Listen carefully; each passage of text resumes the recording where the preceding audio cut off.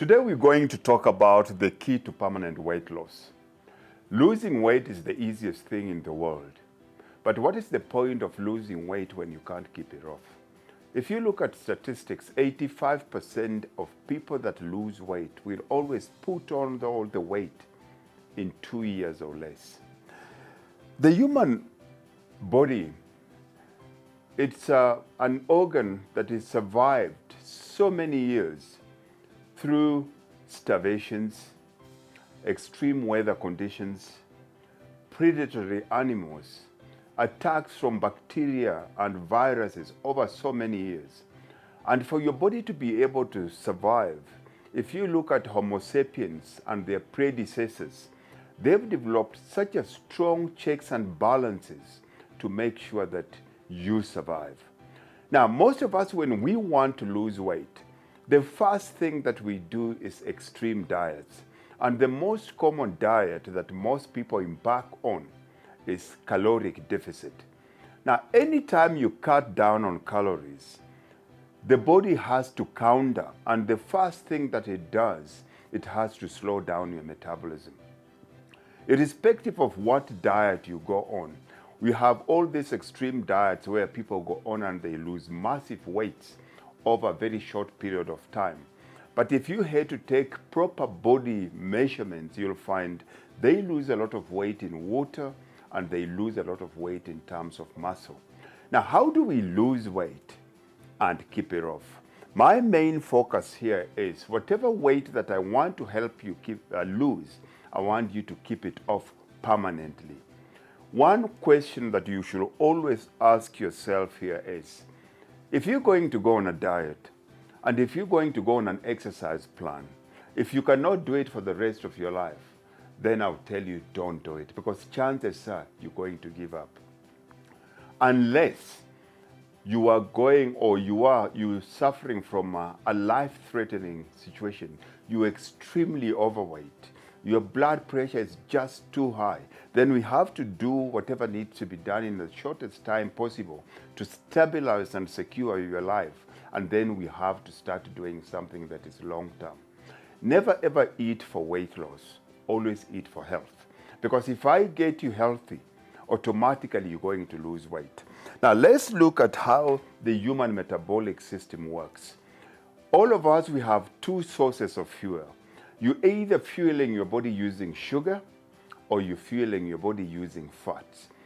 If you're fueling your body using sugar, chances are that you're going to struggle. You might lose massive weight in the beginning, but long term, you're going to gain that weight back. How do I switch you from being a sugar burner to a fat burner? Let's look at the human metabolic system. I will simplify this for the sake of this talk. And I'll divide it into, here we have our liver plus our muscle cells. This will be a representation of your blood vessels. This one here is your fat cells. This is your brain, which is the control center of the whole system. Then here we'll have Mr. Pancreas. Mr. Pancreas has two main functions. Number one is insulin. Number two is glucagon. And then number three is Mr. Leptin here. These three hormones are very important when it comes to how your body regulates weight. If you're going to store fat, you're going to build muscle, or you're going to burn fat. Your insulin and the glucagon are inversely related. If your insulin is high, then automatically your glucagon is low. For lack of better word, all I need you to take from this that, what is insulin? Insulin is simply your fat storing hormone. Your fat storing hormone.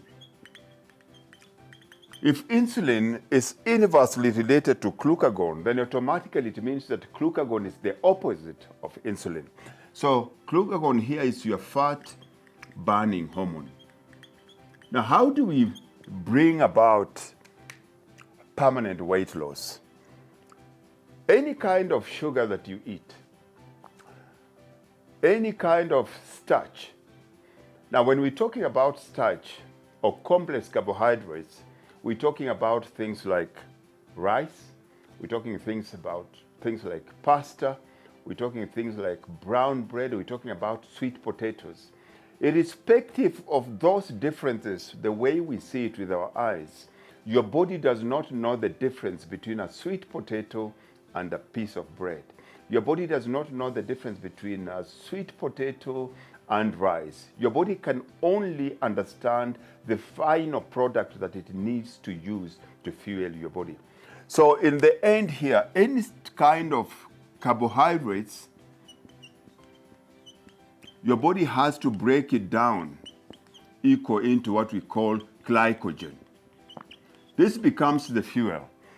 When your car doesn't matter, your car doesn't care about oil from the Middle East. It only knows its usable form, either petrol or diesel. And when it comes to your body, the only thing it knows is glycogen. So any kind of the carbohydrates that we eat, automatically, your body breaks it down into glycogen. So anytime you eat a carbohydrate, which is glycogen, and glycogen here is seen as sugar, what your body does automatically, it raises your blood sugar level up. Now, if your blood sugar level goes up, most of us go to gym because of vanity reasons, because you want to fit in your skinny jeans, because you want to have big arms, because you want to have a ribbed midsection, because you want to have to go on a holiday in the next couple of weeks and you want to look great in your two-piece. But your brain doesn't really care how you look. All that your brain's main function is to keep you alive. So when you eat any of those carbs, and the majority of us for breakfast will eat either 2 slices of bread, we'll eat either Jango oats, you'll either eat breakfast cereals, you'll either eat whatever it is that you eat for breakfast, which your body will break it down into sugar. Now straight away you see your blood sugar level goes up. Your pancreas, all it sees, your brain, all it sees is your blood sugar level going up. So what does your brain do? It talks to your pancreas. Now the function of the pancreas is to respond to what the brain wants, and the brain is screaming life. This person is going to die. It releases insulin. Insulin comes into your bloodstream. The main focus of insulin is to regulate the amount of sugar in your bloodstream. It comes here and straight away it has to take sugar from your bloodstream and bring it where? Into your liver and muscle cells. Now, if your liver and muscle cells are full, if your glycogen levels are full, one of the things that you have to remember here is there is a maximum amount of sugar or carbohydrates that you can store in your body. But you have no maximum amount of fat that you can store in your fat cells. There's no limit to how fat you can get. You've seen this in American reality TV where you see people are 1,000 pounds heavier. People are 1,000 and 2,000 pounds heavy because of this. There's no limit. So your insulin releases, takes all this sugar, brings it to your liver or muscle cells. This is full. What does it do? It takes it to your fat cells. Now, majority of us eat like this continuously. We eat carbohydrates or starch for breakfast, either bread, either Jango oats, either mangwinya, whatever it is that you eat. Your blood sugar level goes up.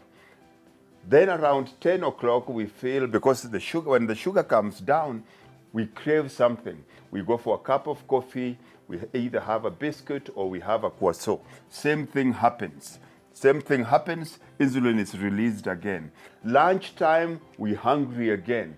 We're going for either pasta, we're going for something like pap, we're going either for rice, we're going for with a piece of meat. We have this. Now remember, every time insulin is released, it has to shuttle all that sugar into your fat cells. But one thing that majority of us don't understand is the minute it gets shuttled into your fat cells, it blocks off access.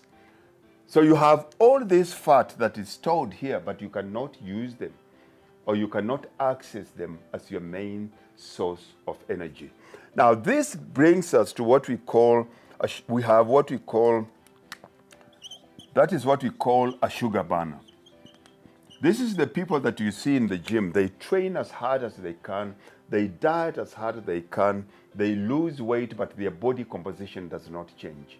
The point of exercising, the point of eating right is to make sure that you bring your body fat percentage down and you increase your skeletal muscle. Or in simple terms, starve the fat and feed the muscle. But because of the way we're eating constantly, whatever we eat, there's always sugar or carbohydrates in it, which affects the blood sugar levels, and insulin constantly keep on being released because the brain is stimulating it.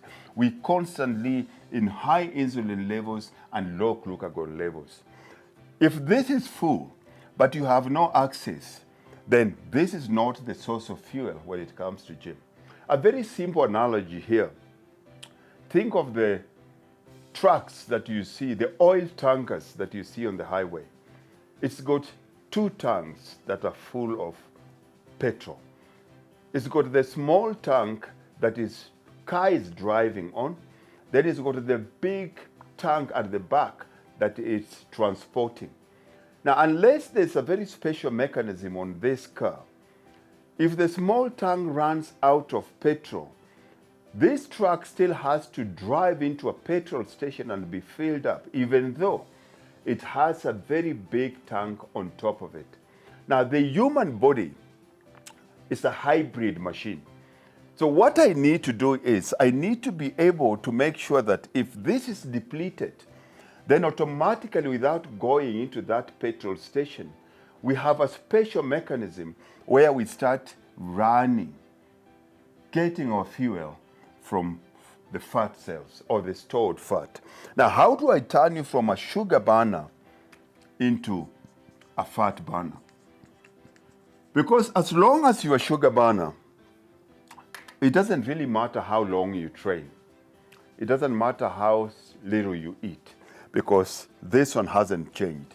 Any food that you put in your mouth has what we call a hormonal response. And if your body is in a hormonally responsible manner to store fat, then it doesn't matter what you do. So if the cause of insulin is sugar, what is the solution? How do we activate glucagon? Then automatically it means that to suppress insulin, it means we have to suppress ingestion of carbohydrates. So to do this for a permanent weight loss, for me to get you from being a sugar burner to a fat burner, all I have to do for the next 7 days, I need to limit the amount of sugar that you put into your body, increase your carbohydrate, your protein intake, increase your roughage, which is your greens intake, and increase your fat intake to avoid cravings, to avoid feeling lethargic. And in doing that, automatically, I'm going to change you from being a sugar burner into a fat burner in 7 to 10 days, depending, 1, on how long you've been dieting, 2, and depending on what your metabolic rate is. Remember, we can't do this forever, because the less we eat and the harder we train, we start lowering our metabolic system. Our thyroid drops, and we have what we call lipoprotein lipase increases, which is your fat storing enzyme in your body. So if there's any question you want me to ask me here, feel free to ask. If there's any of your friends that is struggling with losing weight, if any of your friends is struggling with being lethargic, forward this video to them, and in the link below, there's so many of the other videos that we talk about this, and there's anything that you want to know, share with me in the comment section. I'll get back to you. And don't forget to subscribe to the channel. God bless and take care of yourself.